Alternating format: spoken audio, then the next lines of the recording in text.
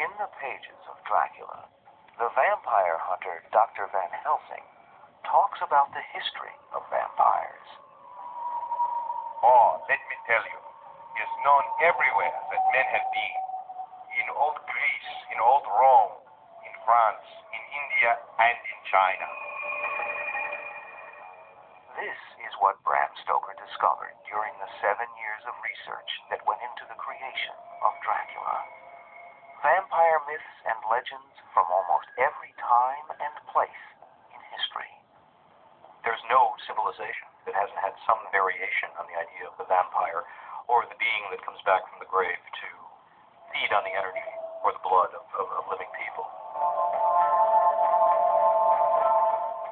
Vampire stories can be traced back to creation itself.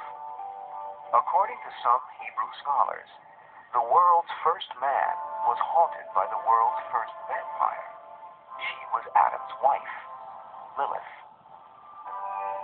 In the Talmud, the book of Jewish laws, Adam had a wife before Eve, named Lilith.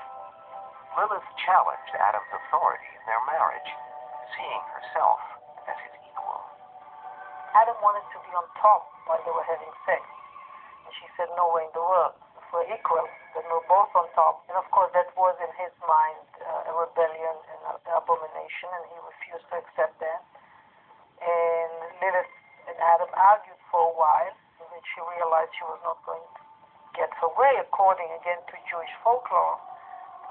She took off. Banishing herself to the shores of the Red Sea, she later returned as a demon who possessed vampiric powers. She attacked Adam, his new wife Eve, and their children. In Greek mythology came a similar tale of a female vampire. Lamia was a Libyan queen who had several children with Zeus, king of the Greek gods. After they were confiscated by Hera, Zeus's wife, Lamia fled and transformed herself into a creature who attacked other mothers' children and drank their blood.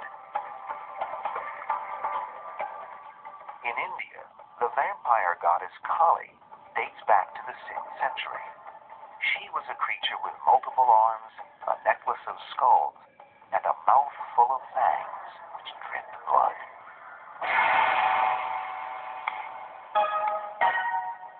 The concept of the vampire runs through almost every Asian culture.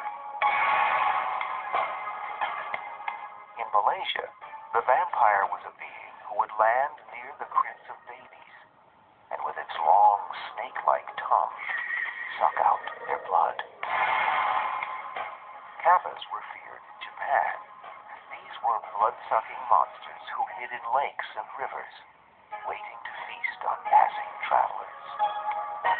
And in China came the vampire Shang-Chi. Shang-Chis were strong and vicious. Able to change into a wolf, they would rip the heads or limbs from their prey.